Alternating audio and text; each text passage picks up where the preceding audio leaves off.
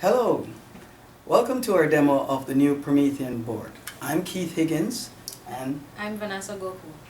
we will carry you through how to operate our board and show you all the tips and tricks that you'll need to ensure that you do a good presentation or use it to do any sort of collaboration that you want. Alright, let me start with how do we use the board. First thing I want to mention is that the board has a lot of features. One, it has sound, it has a touch panel, and it can be connected to several different devices. We will first go through how do you know if the board's on or not. So here you have a flame and it indicates the status of the board. Right now the flame is off and it signifies that the board is off. So a couple of things we'll need to do.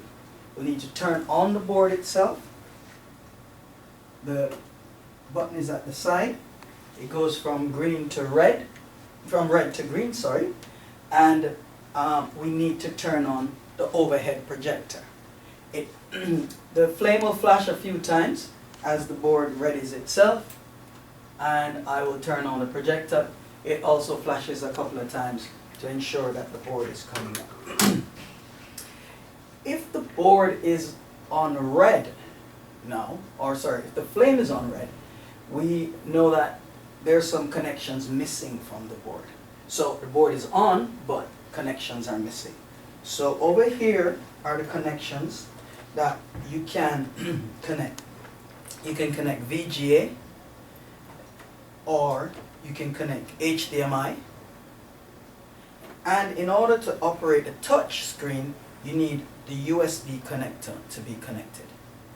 Alright, so I'm going to quickly connect them all.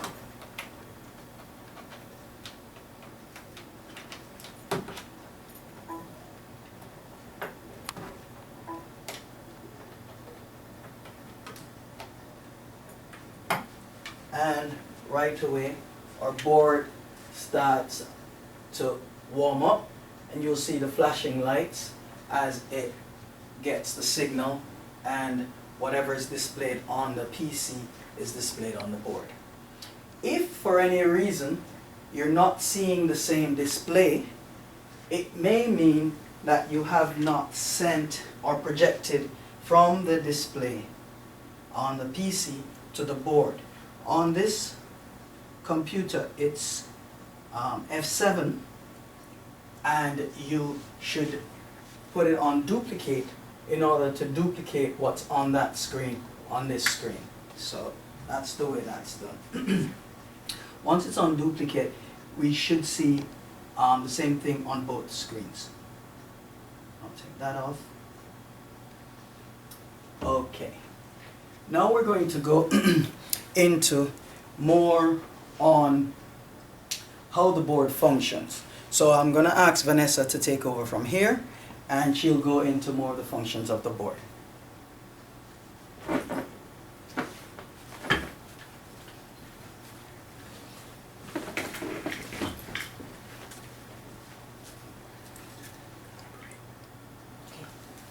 The board comes with two pens that can be used as a mouse. This is the main pen, the dark gray pen. This is the student pen, which is the light gray pen. You can use them both simultaneously if need be, but when you're just one presenter, you'll use the dark gray pen. First, we need to calibrate the board in order to make sure that wherever you're pressing on the board with the pen is actually what is being pressed on the screen. So first you'll need to use the mouse. You'll click this little icon at the bottom here. You'll see the Promethean, no, it's the Activ Inspire. You'll see the Activ Inspire icon. You right click on the Activ Inspire icon. You'll see calibration and 5 points. You only need to do a 5-point calibration. When you're calibrating the board, ensure that you click in the center of the cross.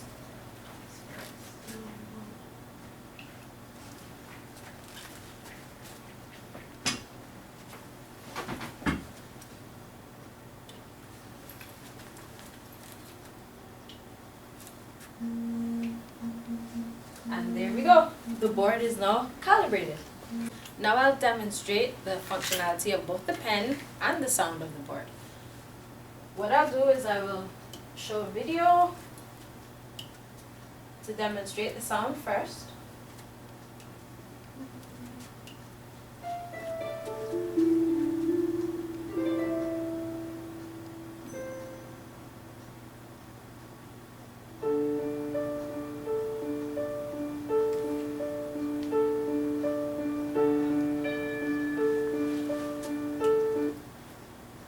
Now you notice the sound works and the volume knob for the sound is on the side where the power button for the board is, as well as where the pens are kept. Now I will demonstrate to you the copy and paste and right click functionality using the pen.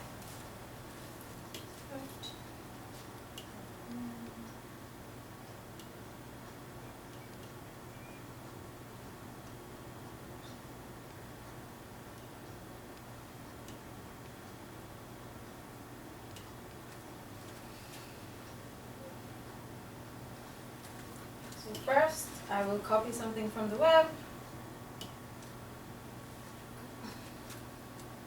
To copy, you simply click where you'd like to start, hold it down, and drag it over. To right click, you click the button, then you select what you'd like to copy. The menu will come up, you select copy.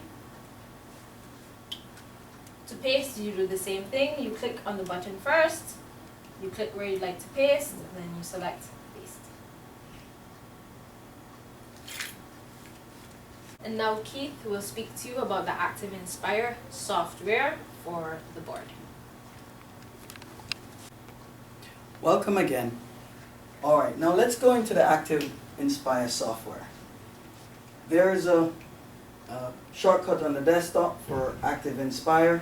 It also can be found under all programs, Activ software, Activ Inspire folder, and you can get it there also. Alright, when it's coming up, there's a flame here also, and as it makes sure everything is connected, the flame will light up and the Activ Inspire Studio software will come up. There are a couple of things we can do. If you want to annotate on a PowerPoint, you can import the PowerPoint presentation. If you want to use the board as a flip chart, electronic flip chart, you can create new flip chart. And if you already had a flip chart saved, you can open it to work on it in Studio.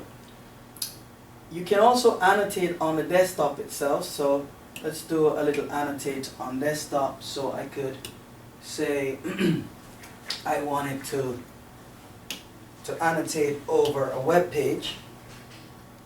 We'll do this page, and I wanted to annotate over it. Here is a toolbar. Right now I'm using a pointer, so if I wanted to draw a line, I'd use a pen. And in using the pen, I can select the size I want or the color. In this case, I'll use the red pen, and I'll take a reasonable size, and then I can draw a line around whatever I want to annotate. So if I wanted to bring attention to something, I can do so, or if I simply want to write something, I can do so at the same time. Alright, this can be saved. This can be saved and used for emailing to someone as a bitmap or a PDF. And we'll go into that some more later. But this is showing you how you can annotate over the desktop, or it could be the document. If I go back to my pointer, I could annotate. If you notice that because I annotated over the desktop, the annotation stays but the desktop is moving. So depending on what you want to have in the background, you can put different things in the background. In this case, it doesn't make sense because I was actually annotating over the over this diagram, and this is probably what I want to save. Alright? I'm going to show you using the flip charts next. Alright, so now we will do a little bit of showing you the tips and tricks inside Activ Inspire. So let's double click on the Activ Inspire, and it will start. In a few seconds the flames will come up and show you that everything's connected right, which you sort of knew from the fact that this is all white. Then we're going to do a new flip chart. If you click on a new flip chart, we'll create another one. There's one already created in the background as a default, but if you did create new, it will bring two. So we can close that. I'll get rid of one of them. No need to have two. And let me go through the toolbar first and explain the toolbar, which is usually docked here. If you see it, sometimes it might be docked to the side. I'll show you how to move it back to the top as I demonstrate each one of the icons. And I may skip an icon or two depending on if it's relevant for this. So that's our menu icon. So instead of using the menus up here, you could go through and use the menu icon here. There is annotate. This one's to annotate over the desktop, and we demonstrated that earlier. And this is for annotate over desktop tools. That's for annotating on the desktop. But for now, we're going to just use the white flipboard as the background, like you would normally do in a flip chart, because the flip chart usually comes with several pages. Here is how you navigate the pages. These two, so you can go ahead a page or back a page. So right now it says page 1 of 1, so there's only one page. But if we were to click, now it says page 2 of 2, and we can come back to page 1. So page 1 has a dot, page 2 doesn't have anything on it. So that's the way you go through your flip chart. Coming back to page 1.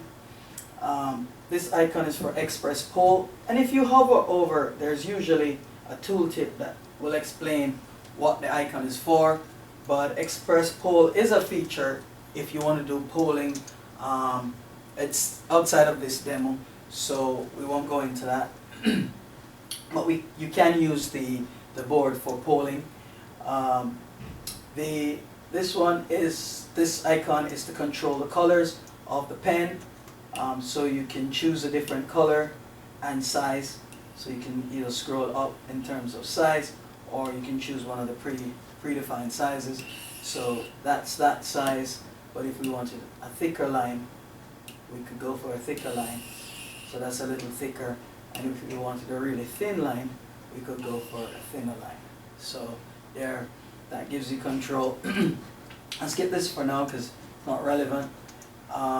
Here, if you want to go back to the pointer or the selection tool, so, when we're working with objects, you'll see how the pointer comes in handy. These ones are tools. There are several tools, and we will cover some of them as I go across the toolbar, but there are others in here that we will mention as we go further in our demo. This is the pen. So if you're on any of the other icons and you want to come back to the pen, you click on the pen. This is a highlighter. Gives you more like a highlighter would, a broader stroke. And again, you can change the color of the highlighter if you want and get a different. You also can change the size of the highlighter, like that. The eraser, if you want to erase, you can erase like that. The eraser also has a size, so if you want to make it a little bigger, you can. Or if you want to get into the small corners, you can do that also. Then you have fill, this one. So you pretty much can fill an area. So some of you might be familiar with the fill tool from other applications. It pretty much fills any closed area. And then shapes. there are quite a few shapes that you can do. You can have straight lines, you can change the colors. So if I wanted just a straight line, I do that. If I wanted a different color straight line, sorry.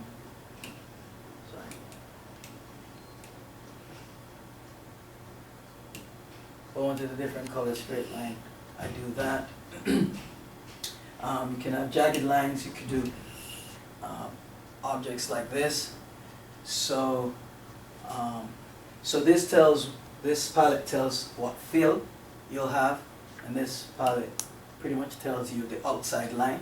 So here now it will be a red box with a green inside. So if you wanted to change it to a blue inside, but still a red line, you could do that. So you can choose other objects. Same thing goes in terms of the fill and the lines, and you pretty much can use any one of these objects depending on how you want to use them for your quite a few. All right. Can you check boxes sometimes? Sorry, check boxes could sometimes come in handy, and put a check mark on something.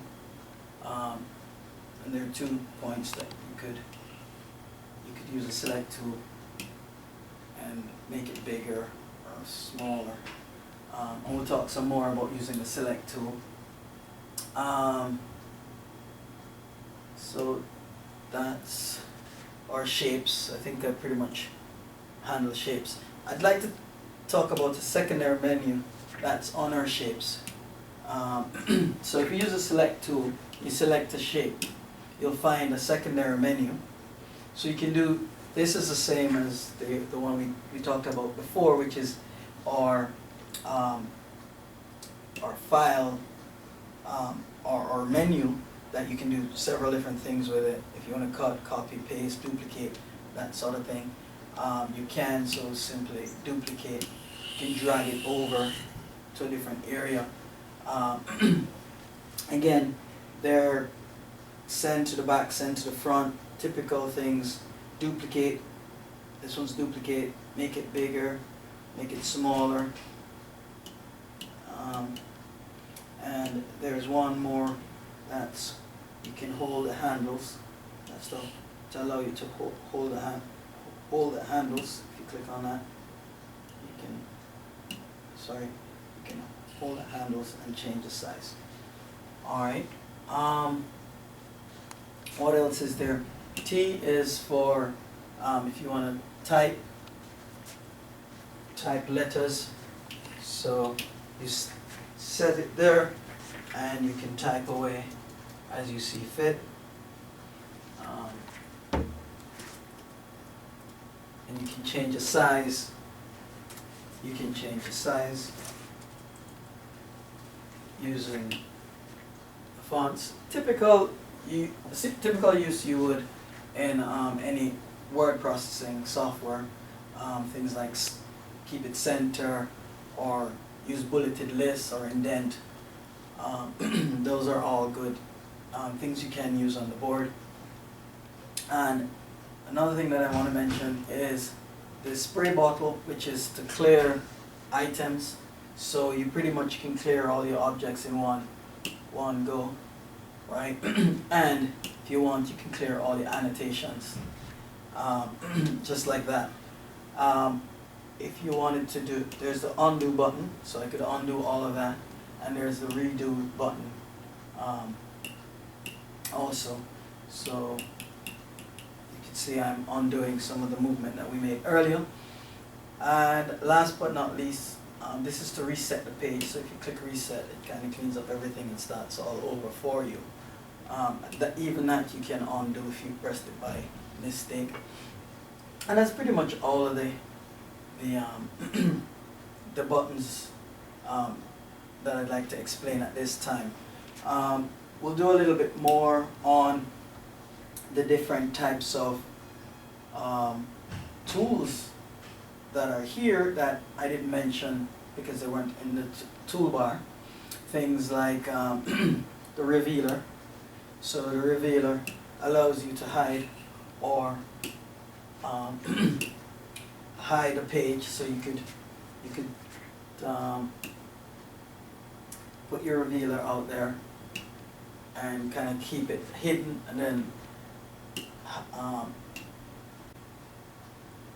so now we will ask Vanessa to show us some of the more advanced tools. Vanessa, please come and demonstrate. Thank you, Keith. Now I will show you some of the more advanced tools, as Keith has said. First, we will go into the camera, and you can take snapshots of the screen. So you can do an area snapshot. You can drag this over just so you can see what you're selecting. You can use these boxes at the edge to make your selection bigger or smaller. You can also move it around.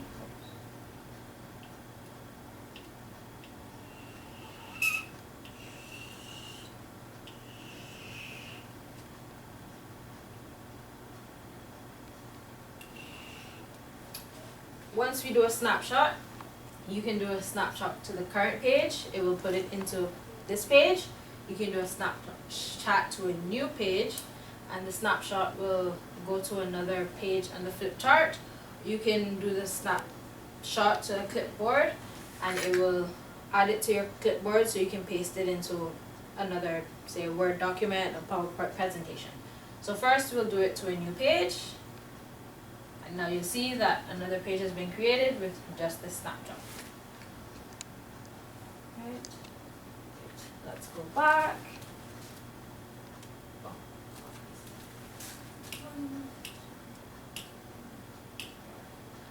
Okay, let's go back here, use the camera again, and let's do a snapshot of the entire screen. So we'll do a full screen snapshot, and we'll do it to the clipboard this time.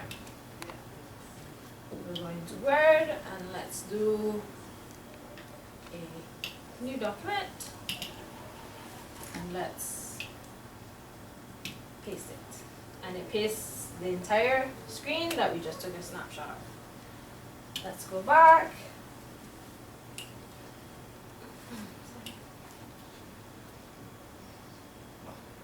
Now I will show you the spotlight. The spotlight gives you several different options. You can do circular, square, solid circular, or solid square. I'll show you the circular first. What this does is it spotlights a certain area on the document, and you can move it around, or you can make it, change the size to make it bigger or smaller.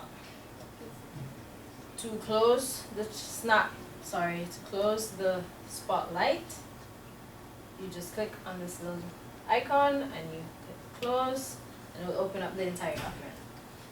Let's try another type of spotlight. We can do a solid square, and what it does is this can be used to cover something on the flip chart. So just as with, we can make it bigger or smaller, and we can also move it around.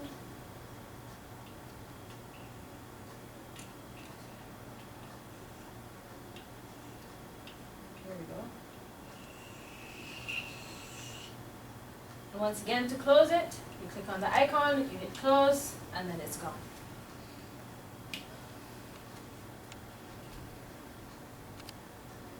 Now we can do the, if you go into math tools, you notice there's a ruler, a set square, protractor, a compass, XY origin, a dice roller, and lets you do a calculator.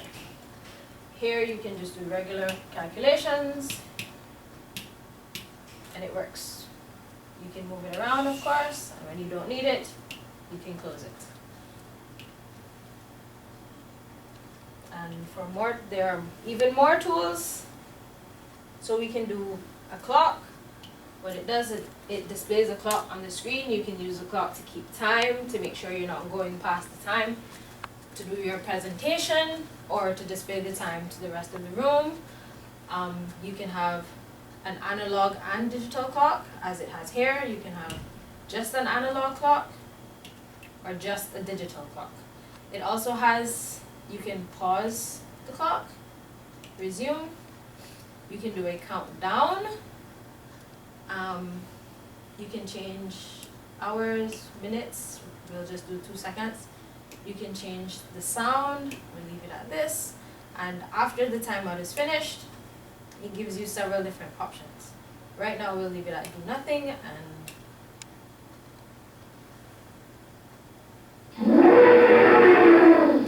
we can do the same thing for the count up, and it'll count up. It's the same functionality, just this one counts up as opposed to counting down.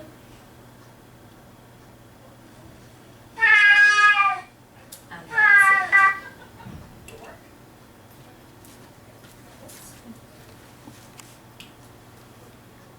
More tools. There's also a ticker tape, so while you're doing the presentation, you can have some other text scrolling across the top.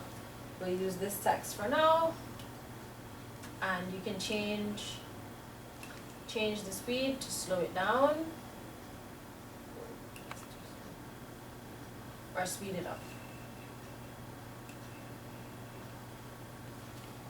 And if you click this button here, it'll take you to the options. You can change the color, the font, if you want a shadow, background, or position. So, and you can close it out, and that's that.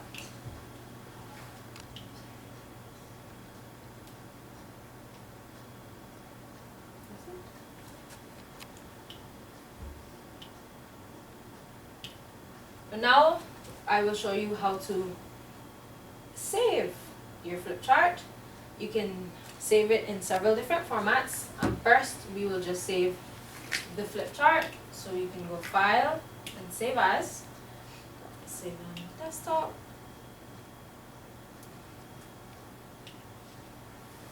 And it will save the flip chart. And we can go to the desktop.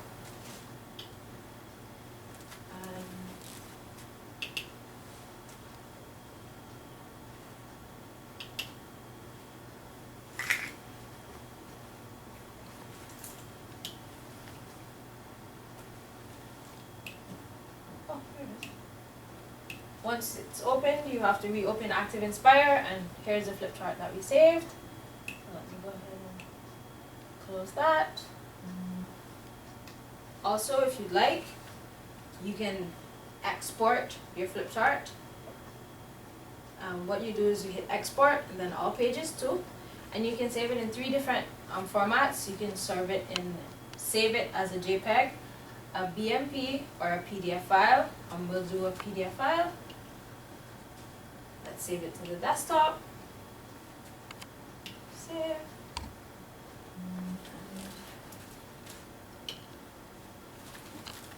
If we open it, here's our flip chart.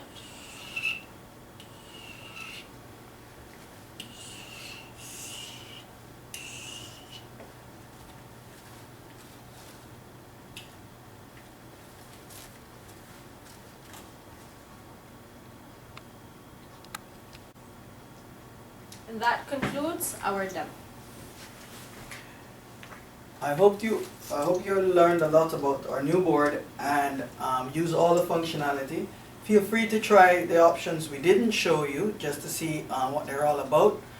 You can always undo or reset your pages and have fun using our new board. Thank you for your attention, and click like on the icon below if you believe that this was a good demo. Thank you.